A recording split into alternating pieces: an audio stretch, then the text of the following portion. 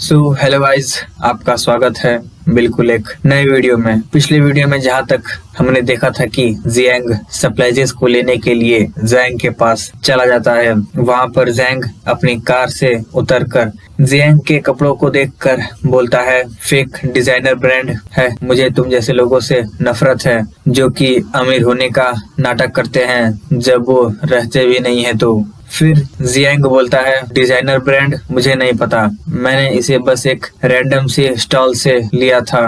फिर जैंग यांग ताओ को गुस्से से बोलता है कि यही है बड़ा क्लाइंट जो तुम बात कर रहे थे, तुमने मेरा समय बर्बाद कर दिया। यांग ताओ बोलता है, ब्रदर जैंग, ये सच में एक बड़ा क्लाइंट है। जैंग यांग ताओ को एक लात मारता है और बोलता है, बड़ा क्लाइंट, मैं इस बिजनेस में बहुत सालों से हूँ और मैं बता सकता हूँ कि कौन अमीर है और कौन नहीं, बस एक लुक में। फिर जियांग बोलता है, हे, ऐसा लगता है कि मेरा ऑरा काम नहीं कर रहा है। और फिर जियांग बोलता है, I can't even intimidate and illiterate who look down on people. ये सुनकर जैंग गुस्सा आ जाता है और जियांग का कॉलर पकड़कर बोलता है, क्या कहा तुमने? फिर जियांग बोलता है उसके चेहरे पर, मैंने कहा कि तुम लोगों को नीचा दिखाते हो। फिर जैंग बोलता है, तुम्हारी हिम्मत कैसे हुई मुझे इलिटरेट कहने की? तो फिर जियांग बोलता है, लोगों को नीचा दिखाना ये बोलना सही है? फिर तभी यांग ताओ बोलता है, जैंग को परेशान मत करो, वो सच में इलिटरेट है और उसको अच्छा नहीं लगता ये बात अगर कोई बोले तो। फिर जैंग यांग ताओ को लात मारता है और बोलता है, भाड़ में जाओ तुम, अगर तुम बात भी नहीं कर सकते सही से तो चुप रहो। फिर जैंग जियांग से बोलता है, बिग क्लाइंट, हाँ, अगर तुमने एक ट्रक मुझसे सामान नहीं लिया तो तुम यहाँ से खड़े नहीं जाओगे। फिर जियांग अपना स्मार्टफोन निकालता है और बोलता है, मेरा कॉलर खींचना बंद करो और मुझे अपना अकाउंट दिखाने दो। जियांग का अकाउंट देखने के बाद जियांग बोलता है, 1 मिलियन, क्या तुम मजाक तो नहीं कर रहे? फिर जियांग बोलता है, ये मजाक नहीं है और किस चीज के लिए मैं यहाँ पर हूँ, ये डिपॉजिट है, मैं 5 मिलियन का सामान लूंगा, जल्दी करो और ट्रक को लोड करो और मैं बाकी के तुमको 4 मिलियन दूंगा जब सामान रेडी हो जाएगा। फिर जैंग जियांग से पूछता है, तुमको कैसा सामान चाहिए? जियांग बोलता है, rice, oil, salt, snack, drink, कोई भी चीज जो खाने वाली हो और पीने वाली हो, मुझे सब चाहिए। फिर जैंग बोलता है, फॉलो मी, और अपने मन में सोच रहा होता है, मुझे अपने लक पर विश्वास नहीं, मेरे पास एक फूड का बैच है जो एक्सपायर्ड होने वाला है और यहाँ पर एक बेवकूफ आ गया है उन सबको लेने के लिए। फिर वो तीनों स्टोरेज रूम के अंदर चले जाते हैं जहाँ पर सारा सामान रखा रहता है, जहाँ पर जैंग बोलता है, अगर तुम ये सारा लोगे तो मैं तुम्हें 10% का डिस्काउंट दूंगा। फिर जैंग बोलता है, कैसा रहेगा ये बस गुड्स के क्वालिटी पर डिपेंड करता है। फिर जैंग एक पैकेट को लेकर देखने लगता है और बोलता है, बस ऊपर के पैकेट को छुड़ाकर अंदर का सब कुछ एक्सपायर ही हो गया है। ये सुनकर जैंग मन में सोचता है अपने, मुझे नहीं पता था कि इसे पता है कि बिजनेस कैसे किया जाता है। और फिर बोलता है, अगर तुम ये सब नियरली एक्सपायर्ड गुड्स लोगे तो मैं तुम्हें 50% का डिस्काउंट दूंगा, कैसा रहेगा ये? फिर जियांग बोलता है, कोई जरूरत नहीं, मैं अपने 5 मिलियन से बेस्ट क्वालिटी का सामान खरीदूंगा, मेरे पास कुछ दूसरा प्लान है इन सब एक्सपायर्ड फूड के लिए। जियांग बोलता है, कैसा प्लान? जियांग बोलता है, जैसा कि तुमने कहा था 50% ऑफ, मैं ये सब सामान लूंगा जो एक्सपायर होने वाला है, पर इसका पेमेंट 1 महीने बाद सेटल होगा। फिर जियांग बोलता है, सच में? क्या हो अगर ये सारे सामान एक्सपायर हो गए और तुमने मुझे पे नहीं किया तो? फिर जियांग बोलता है, चिंता मत करो, मैं तुम्हें अपने घर के पेपर्स दूंगा। जियांग बोलता है जियांग से, तुम्हें पता है कि ये सब एक्सपायर होने वाले हैं और फिर भी तुम्हें ये चाहिए, क्या तुम मुझे बता सकते हो कि तुम इन सब चीजों का क्या करोगे?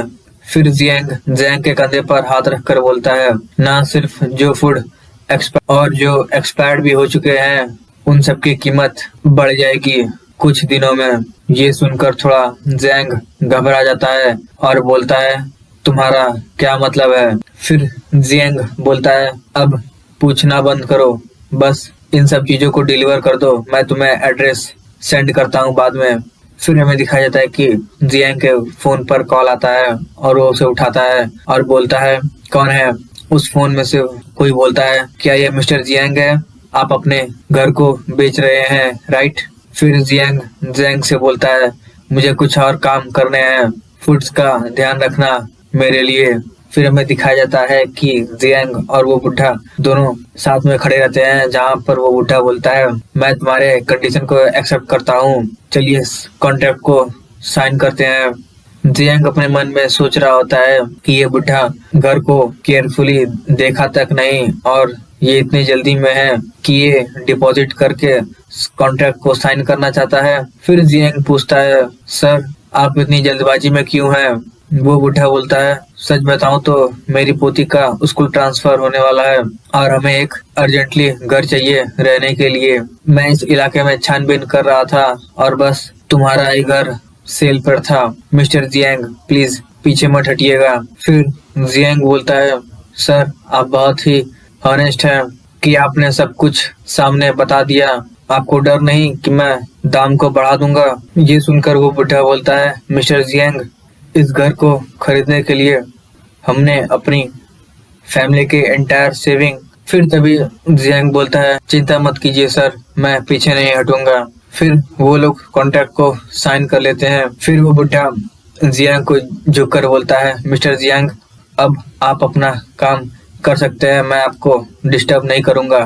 फिर जियांग बोलता है टेक केयर। जियांग अपने मन में सोच रहा होता है कि काइंड हार्टेड और हॉनेस्ट होना ये और इसकी ग्रैंड डॉटर शायद से 1 महीना भी सरवाइव ना कर सके एपोकलिप्स में। फिर तभी जियांग बोलता है वेट सर रुकिए, होल्ड ऑन। वो बुढ़ा मुड़कर बोलता है व्हाट इज इट।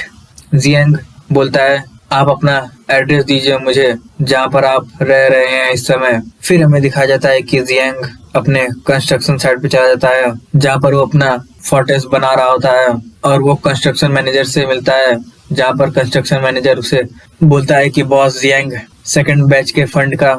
जियांग बोलता है मैं उसे ट्रांसफर कर दूंगा तुम्हें जल्दी।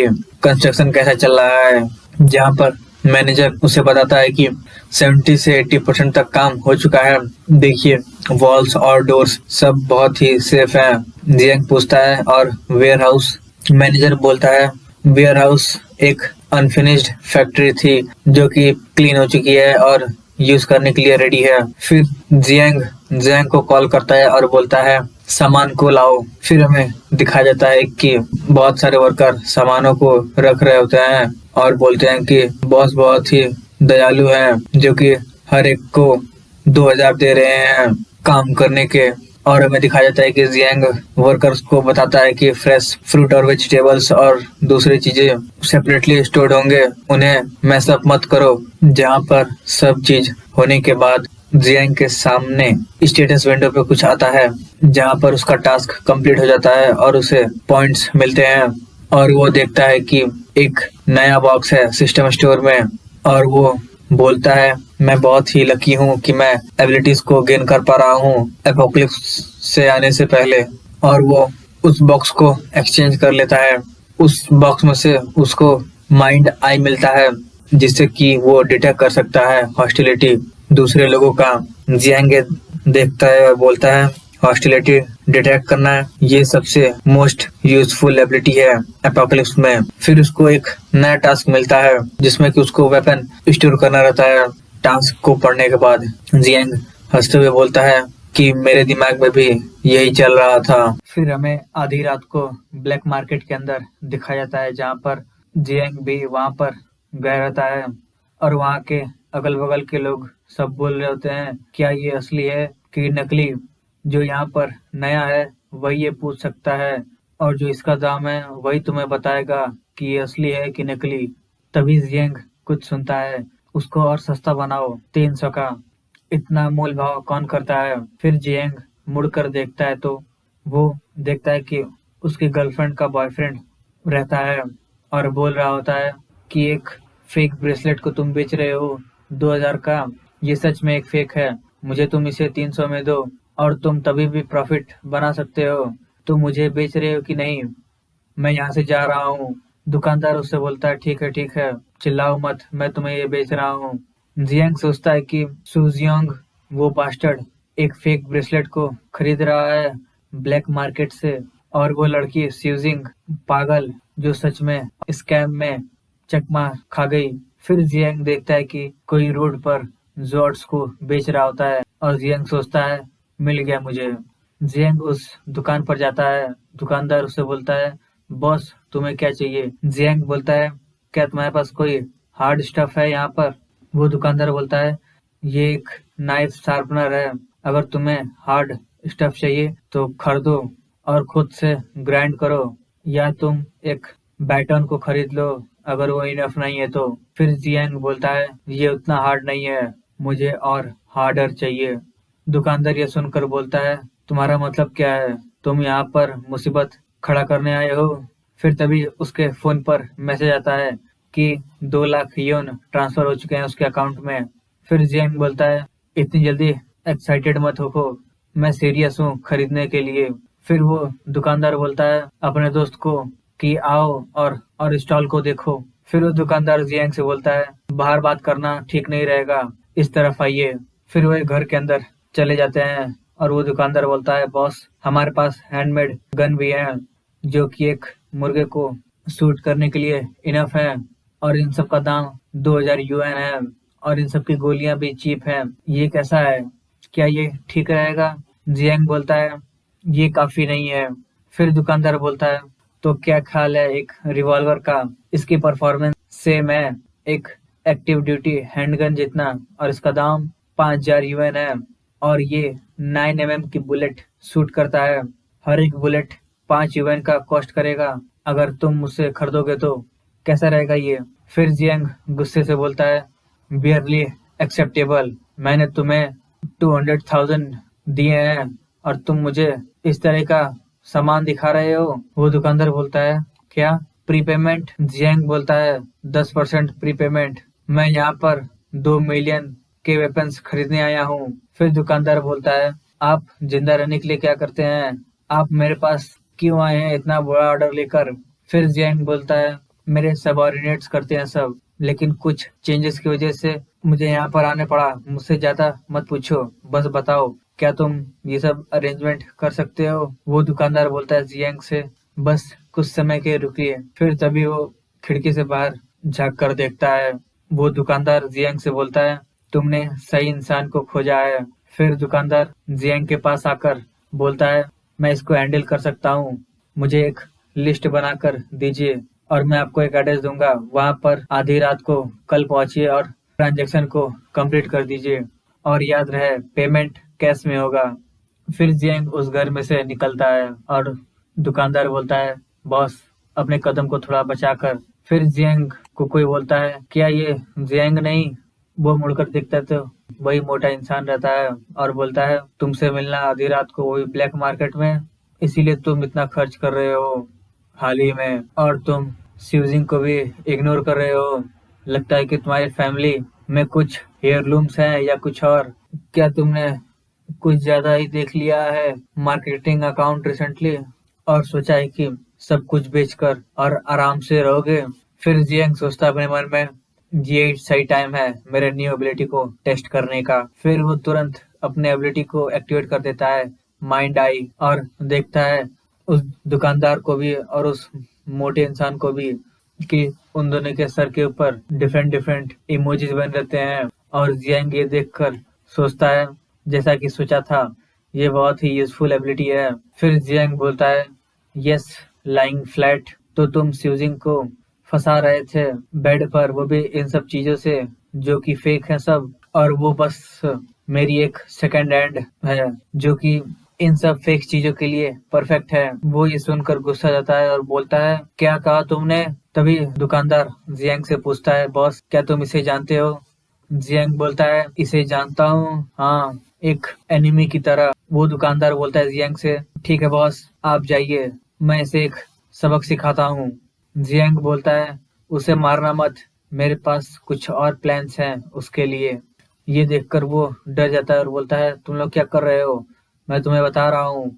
फिर वो उसे मारकर गिरा देते हैं और वो सोचता है जियांग तुम बास्टर्ड, बस तुम रुको। फिर हमें 2 दिन बाद दिखाया जाता है जियांग के वेयर हाउस में, जहाँ पर वो ट्रक में लोडेड वेपन्स को देखता है जो कि आ गए रहते हैं, और उसके मिशन कंप्लीट हो जाता है और फिर उसे एक सिस्टम पॉइंट देता है +10 और उसे बोनस रिवॉर्ड मिलता है, एक फिजिकल एनहेंसमेंट पोर्शन। जियांग देखता है, ओह, एक एक्स्ट्रा फिजिकल पोर्शन, और ये 2 गुना इफेक्टिव है जो कि एक स्टोर में था उससे ज्यादा। फिर वो उस पोर्शन को अपने शरीर में इंजेक्ट कर लेता है तुरंत और बोलता है, जो एवरेज अडल्ट मेल का फिजिकल स्ट्रेंथ है वो 5 है, अब मैंने इसमें 2 पॉइंट और ऐड हो गया है, मतलब कि 40% इंक्रीज हो गया है मेरे पावर में।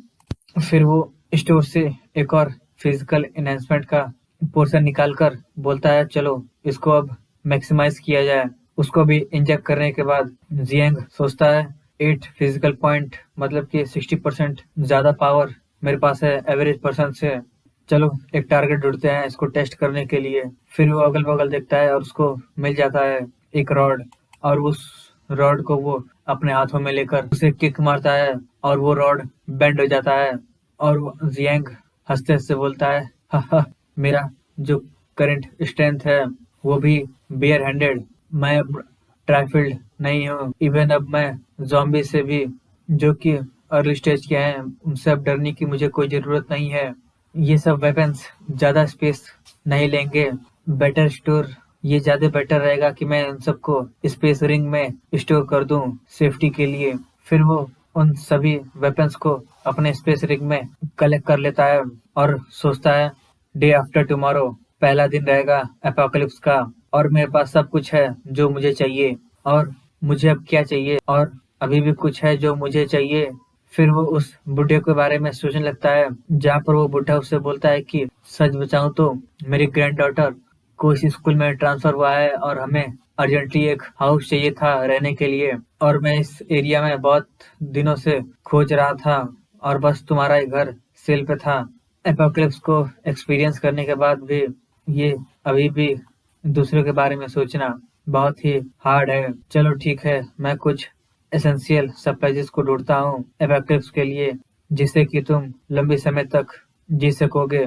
इसको एक रिपेमेंट समझ लेना मेरे एपोकलिप्स प्लान्स को फंडिंग देने के लिए। और फिर वो उसके यहाँ चला जाता है। फिर जियांग उसके घर के पास कार से आता है और कार से निकलने के बाद बोलता है, जीपीएस का शुक्र हो, नहीं तो ऐसी जगह को कौन ढूंढ पाता। फिर जियांग अपार्टमेंट के अंदर चला जाता है और सीढ़ियाँ चढ़ते चढ़ते बोलता है, ऐसा लगता है कि उस बुढ़े की हालत ठीक नहीं है, इतने चीप प्लेस को रेंट करना, वो भी टॉप फ्लोर पर। फिर उसके डोर को नॉक करता है और फिर तभी सोचता है, रुको, ये ज्यादा अच्छा होगा कि मैं सप्लाइज को बाहर निकालूं, नहीं तो ये एक्सप्लेन करना थोड़ा हार्ड हो जाएगा। फिर तभी जियांग अपने रिंग से उन सब सारे सप्लाइज को बाहर निकाल लेता है और अंदर से वो बुढ़ा बोलता है, coming coming, just a moment. और वो बुढ़ा दरवाजा खोलकर बोलता है, रेंट के बारे में मैं प्रॉमिस किया हूँ, मैं तुम्हें नेक्स्ट वीक दे दूंगा। वो बुढ़ा देखता है कि क्या मिस्टर जियांग, और पूछता है, मिस्टर जियांग आप यहाँ पर क्या कर रहे हैं। जियांग बोलता है, मैं बाद में एक्सप्लेन करूंगा, पहले मेरी मदद करो इन सब चीजों को मूव करने में, वो भी अंदर कि नेबर्स ना देखें। फिर सारे सप्लाइजेस अंदर हो जाते हैं और वो बुढ़ा बोलता है, जवान लोगों के पास सच में एनर्जी होती है इन सब चीजों को मूव करना, वो भी बिना हाफे। फिर जियांग अगल बगल देखकर बोलता है, ये रूम डिसेंट है और फ्रंट डोर भी बहुत सॉलिड है। और फिर वो बुढ़े से बोलता है, ओल्ड मैन मेरी बात ध्यान से सुनो जो मैं कहने जा रहा हूँ, ये जो सप्लाइजेस है, अगर तुम इसे अच्छे से इस्तेमाल करो तो ये कम से कम 6 महीने तक टिक जाएंगे, और कल से ये दुनिया। फिर तभी वो बुढ़ा बोलता है, मिस्टर जियांग क्या हुआ, क्या आप इन सब सप्लाइजेस को अपने घर में नहीं रख सकते,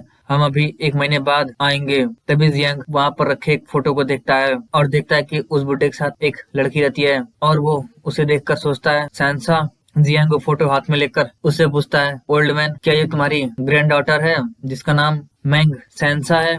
वो बुढ़ा बोलता है, तुम्हें कैसे पता, मुझे याद नहीं कि मैंने इसका तुम्हें नाम बताया होगा। फिर जियांग उससे पूछता है, तुम्हारी अभी ग्रैंड डॉटर कहाँ पर है।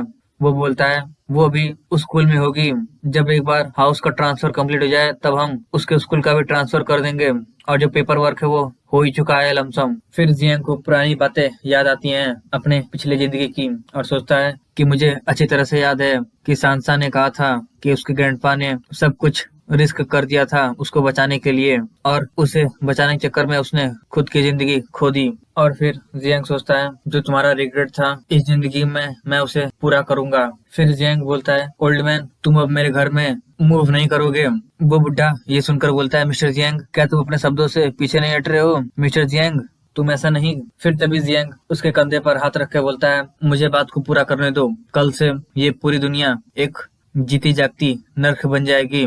ना ही मेरा हाउस और तुम्हारे ग्रैंड डॉटर का स्कूल रजिस्ट्रेशन कुछ भी मायने नहीं रखेगा, और मेरे साथ चलो सैनसा के स्कूल, उसको लेने के लिए मैंने एक नए प्लेस अरेंज किया है तुम दोनों के लिए। वो बुढ़ा ये सब सुनकर बोलता है मिस्टर जियांग ये सब तुम क्या बोल रहे हो, मैं कुछ समझ नहीं पा रहा हूँ।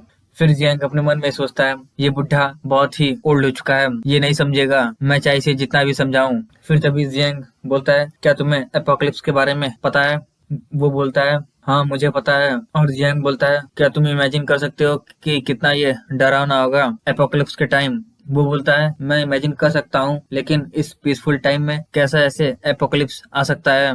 फिर तभी जियांग स्पेस रिंग की मदद से उस रूम का पूरा सामान स्टोर कर लेता है। ये सब देखकर बुढ़ा बोलता है पूरा सामान डिसअपियर्ड हो गया है मिस्टर जियांग, ये कैसा मैजिक है। फिर जियांग बोलता है मेरे पास सुपर पावर है और मैं फ्यूचर से आया हूँ, अगर तुम्हें जिंदा रहना है और तुम चाहते हो कि सांसा भी जिंदा रहे तो बस वही करो जो मैं कह रहा हूँ। और फिर जियांग पूछता है कहाँ पर है सांसा का स्कूल। फिर वो दोनों कार में बैठकर चले जाते हैं। फिर स्कूल पहुंचने के बाद जियांग कार से बाहर निकलने के बाद बोलता है कौन सी क्लास में और बिल्डिंग में सांसा है क्या तुम्हें पता है। वो बोलता है मुझे पता है। फिर हमें स्कूल के अंदर दिखाया जाता है जहाँ पर वो लड़की सांसा उसे कुछ लोग घेरे हुए रहते हैं और उसे एक लड़की मार रही होती है और बोलती है यू बिच, मैं बस समझ नहीं पाई कि क्या तुम्हारे पास है कि वो जैंग पसंद करे। वो बोलती है मैंने तुम्हें बताया है कि मैं उसके साथ नहीं रहना चाहती, वही है जो इंसिस्ट करता है। फिर दूसरी लड़की भी उसे किक मारकर बोलती है क्या मैंने पूछा तुम्हारे एक्सक्यूजेस को और तुम्हारा मतलब क्या है,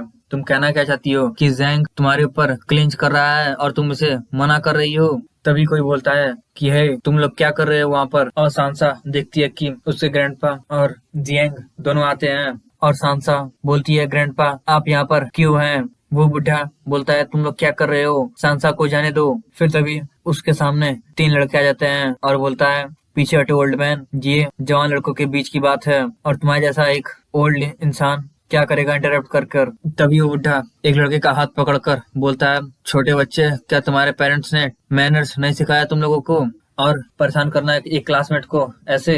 तभी दूसरा लड़का एक बैट से उस बुढ़े को मारने जाता है और बोलता है ओल्ड मैन उसे जाने दो। तभी उसके बैट को जियांग पकड़ लेता है और जियांग बोलता है गुंडा बनना तुम सीख रहे हो वो भी इतनी छोटी उम्र में, हाँ। और फिर वो दोनों लड़के बोलते हैं कहाँ से ये पुअर ओल्ड फुल आया है। और दूसरा बोलता है लिटिल बिच, मुझे पता नहीं था कि तुम्हारे पास एक बड़ा भाई है। और जियांग फिर उसे एक किक मार देता है और वो लड़का उड़कर दूर चला जाता है। ये देखकर वो दोनों लड़के बोलते हैं कि क्या ये ट्रेनिंग करता है, चलो इसको साथ में पकड़ते हैं। फिर तभी वो दोनों लड़के जियांग को घेर लेते हैं और उस पर बैट से अटैक कर देता है एक लड़का। जियांग तुरंत नीचे झुक जाता है और सोचता है मेरे एबिलिटीज को एनहांस करने के बाद मेरे रिएक्शन भी स्पीड अप हो गए हैं। और फिर उस लड़के का कॉलर पकड़कर उसे जमीन पर नीचे लड़ा देता है। और तभी दूसरा लड़का भी एक नाइफ से जियांग पर अटैक कर देता है। जियांग उसके हमले से बचकर उसके पैरों पर अटैक कर देता है और उसे नीचे गिरा देता है। और फिर जियांग उन दोनों लड़कियों के पास बढ़ने लगता है और वो लड़की बोलती है तुम्हें क्या चाहिए, तुम क्या करना चाहते हो। फिर जियांग उन दोनों के पास जाकर उनमें से एक लड़की को थप्पड़ मार देता है और बाल पकड़कर बोलता है तुम्हें पसंद है ना बालों को खींचना। वो लड़की बोलती है छोड़ो मुझे जाने दो। और फिर तभी जियांग नाइफ लेकर उसके गले के पास रख देता है। लड़की बोलती है एक नाइफ, तुम क्या करने जा रहे हो। और तभी जियांग उस नाइफ को चला देता है। ये देखकर सैनसा अपनी आंखें बंद कर लेती है और फिर वो लड़की नीचे गिर जाती है और बोलती है मेरे बाल। वो चिल्लाकर बोलती है तुम बास्टर्ड, तुम्हारी हिम्मत कैसे हुई मेरे बालों को काटने की, मैं तुम्हें छोड़ूंगी नहीं इसके लिए। और फिर जियांग उन बालों को गिरा कर बोलता है लंबे बाल तुम्हारे लिए सिर्फ बर्डन रहेंगे। वो लड़की बोलती है क्या कहा तुमने। जियांग बोलता है तुम कुछ दिनों में समझ जाओगी कि छोटे बाल तुम्हारी जिंदगी को बचा सकते हैं। और बोलता है सांसा चलो। वो लोग स्कूल से निकल जाते हैं कार में। उसके बाद कार में उसके ग्रैंडपा बताते हैं कि एक बहुत बड़ा एपोकलिप्स आने वाला है और अब स्कूल जाने का कोई फायदा नहीं है, जिंदा रहना वही सबसे ज्यादा प्रायोरिटी है। वो लड़की बोलती है मैसिव फेमिन। वो बोलती है ग्रैंडपा, मैंने आपको कितनी बार बोला है कि इन सभी स्कैम कॉलों पर विश्वास मत कीजिए। ये सभी बातें जियांग सुन रहा होता है और सोचता है सांसा, इस जिंदगी में मैं तुम्हें सेफ रखूंगा। और फिर जियांग सांसा से बोलता है तुम्हारे ग्रैंडपा इस बार स्कैम नहीं हुए हैं, वो जो इन्फॉर्मेशन वो बता रहे हैं वो मैंने ही बताई है उन्हें। फिर वो जियांग से पूछती है कि तुम कौन हो। फिर जियांग बोलता है मेरा नाम जियांग है और तुम मुझे बस ब्रदर जियांग बोल सकती हो। और फिर वो बोलती है thank you for understanding, up आपने स्कूल में मेरे लिए लड़ा उसके लिए शुक्रिया। फिर जियांग बोलता है चिंता मत करो, उन जैसे लोगों के पास बस ज्यादा दिन नहीं बचा है जिंदा रहने के लिए। फिर लड़की बोलती है इसका क्या मतलब है, क्या सच में एक एपोकलिप्स आने वाला है। फिर जियांग बोलता है मैंने इसे एक एपोकलिप्स स्टोरी बनाया है जिससे कि तुम्हारे ग्रैंडपा आसानी से समझ जाएं। सांसा बोलती है मैंने सोचा था कि इस शांति वाले समय में कि ऐसा कुछ भी हो सकता है और जल्द ही एपोकलिप्स आएगा। फिर जियांग उसे बताता है कि एपोकलिप्स आने वाला है सच में। वो लड़की ये सुनकर शॉक हो जाती है। जियांग बोलता है अब टाइम हो चुका है, अपना फोन ऑन करो और शॉर्ट्स वीडियो में न्यूज देखो। मैं सही हूँ तो तुम कुछ साइंस देख लोगी। सांसा अपने फोन में देखती है और बोलती है क्या ये सच में है। वो अपने फोन में देखती है और बोलती है ओ माय गॉड, मैंने कभी भी ऐसा रेबीज नहीं देखा किसी के साथ जो कि कोई दूसरे लोगों को काटता है। फिर जियांग बोलता है जैसा कि मैंने सोचा था, जो एपोकलिप्स के साइन है वो अपीयर होना स्टार्ट हो गए हैं। सांसा बोलती है तो क्या सच में एपोकलिप्स आएगा। जियांग बोलता है तुम एक यंग पर्सन हो तो तुम्हें ज़ॉम्बीज के बारे में पता ही होगा। सांसा बोलती है मुझे पता है लेकिन ये अनबिलीवेबल है। फिर जियांग बोलता है ये सब कल से स्टार्ट होना हो जाएगा और एक दिन बाद और फिर एक हफ्ते बाद तुम्हें इसमें कुछ अनबिलीवेबल नहीं लगेगा। फिर जियांग ट्रैफिक में फंस जाता है और बोलता है हम लोग ट्रैफिक में फंस चुके हैं और इमरजेंसी लेन भी ब्लॉक हो चुका है। फिर वो बुढ़ा बोलता है मिस्टर जियांग, अगर हम यहाँ पर फंस गए तो वो ज़ॉम्बी जो तुमने बताए थे वो हम तक पहुंच जाएंगे। जियांग बोलता है चिंता मत करो ओल्ड मैन, वो अभी इतना अर्जेंट नहीं है। फिर जियांग अपने मन में सोचता है हालांकि ज़ॉम्बी अभी पूरी तरह से आउट ऑफ कंट्रोल नहीं हुए हैं, लेकिन तभी भी अगर यहाँ पर एक छोटा सा आउटब्रेक हो गया तो तभी पीछे से एक गाड़ी तेजी से आकर जियांग के कार को टक्कर मार देती है। जियांग बोलता है क्या इडियट है, यहाँ पर कोई सिग्नल नहीं है और वो बस ऐसे ही इमरजेंसी लेन में कट मार रहा है, मैं तुम्हें जाने नहीं दूंगा इसके लिए। फिर जियांग भी उसे टक्कर मार देता है और फिर सोचता है धत तरीकी ये हार नहीं मान रहा है, इसे अभी भी कट इन करना है। फिर उस गाड़ी का ड्राइवर जियांग को कुछ बोलता है। ये देखकर वो बुढ़ा बोलता है मिस्टर जियांग, वो जो आदमी है वो अमीर और पावरफुल लग रहा है, हमें ट्रबल को अवॉइड करना चाहिए। फिर जियांग बोलता है चिंता मत कीजिए, अगर उसने हिम्मत की अपने कार से बाहर आने की और मुसीबत खड़ी करने की तो मैं बिल्कुल भी हिचकिचाऊंगा नहीं उसे पहले ही भेजने के लिए। फिर जो ट्रैफिक रहता है वो खुल जाता है और जियांग बोलता है फाइनली ये ओवर हो गया, हम लोग पूरे 1 घंटे के लिए फंसे रह गए। सांसा बोलती है ब्रदर जियांग संभाल के, वो जो कार पहले वाली थी वो कट इन करने का कोशिश कर रहा है। जियांग बोलता है डैम इट, वो सच में पीछा नहीं छोड़ रहे हैं। फिर दोनों गाड़ियां टकराती हैं। पीछे बैठा बुढ़ा बोलता है टेलीगेटिंग और sudden braking classic road rage, mister Jiang don't stop to his level. Jiang बोलता है मेरे पास्ट में मैंने उसे जाने दिया था लेकिन अब एपोकलिप्स कल ही है तो मैं बिल्कुल ही इसे सहन नहीं कर सकता। और जियांग उसे टक्कर मारकर आगे निकल जाता है। उस गाड़ी में से वो इंसान निकलकर बोलता है डैम इट यू लिटिल पंक। फिर वो फोन निकाल कर बोलता है hello traffic police, surveillance footage को जल्दी देखो, मैं तुम्हें एक लाइसेंस प्लेट का नंबर भेज रहा हूँ। और फिर बोलता है मैं तुम्हें दिखाऊंगा कि कुछ लोग होते हैं जिसे तुम्हें पंगा नहीं लेना चाहिए। तो यहाँ पे खत्म होता है हमारा वीडियो। अगर आपको वीडियो पसंद आए तो वीडियो को लाइक और चैनल को सब्सक्राइब करें। मिलते हैं आपसे नेक्स्ट पार्ट में।